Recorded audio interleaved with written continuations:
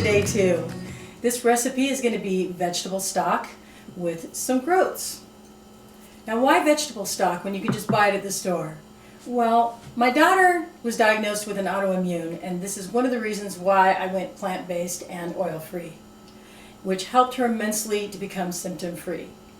When I'd go to the grocery store and look at the boxes that had the soup stock in them, and I would read what the vegetable base was, I go, everything's fine, until it said it had added oil in it.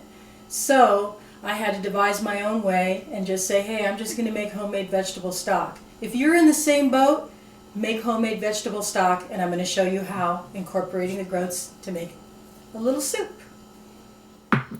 For a soup-based broth, you're going to need a couple of bay leaves, a couple of cloves of garlic, a good chunk of shallot, either 2 large carrots or 1 really mega large one, half a brown onion, about 4 or 5 bunch of green onions, half of a bunch of celery, and Italian parsley.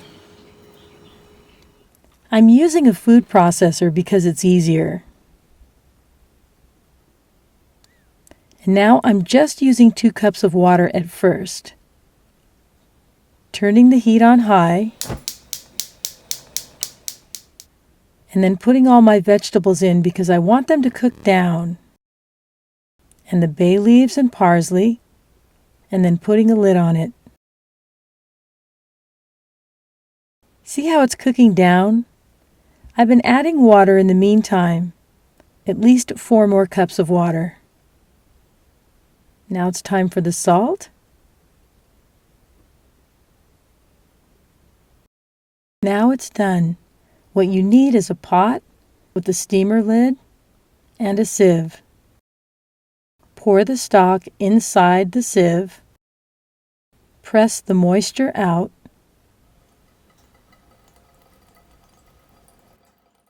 Discard the fiber. And now you have the broth. You can choose to put the broth away in the refrigerator for another day.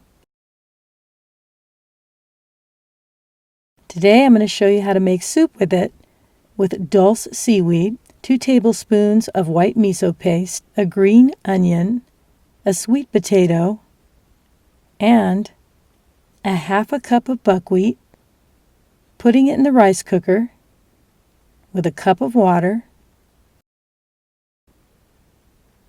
I'm putting the setting to brown rice.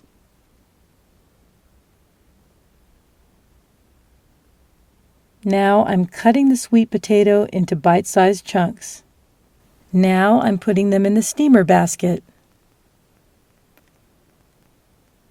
I'm setting the timing for 14 minutes just for the sweet potatoes because I know they're done right about then.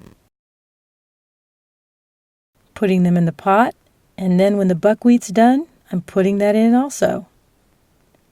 Now for the remaining broth, the Dulse flakes,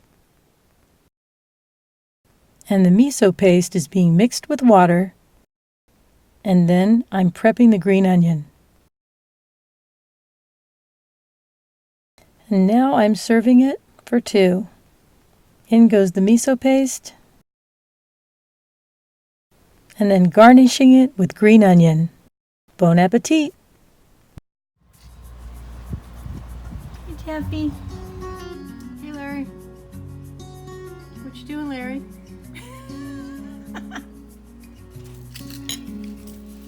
Taffy wants my sweet potatoes.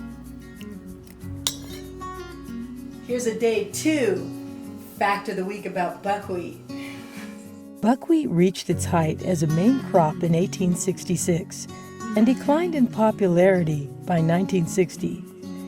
It's because buckwheat can grow in poor soil, and since modern agriculture figured out a way to add nitrogen to the soil, this opened up the option to grow wheat and corn. Buckwheat made a slight comeback in the 70s to meet the demand of nutritious grains for packaged cereals. Flakes, with the rich, brawny flavor of buckwheat, with a sparkling snap of maple flavor. Really good. Research shows that buckwheat has a complete protein composition superior to other cereal grains, including oats.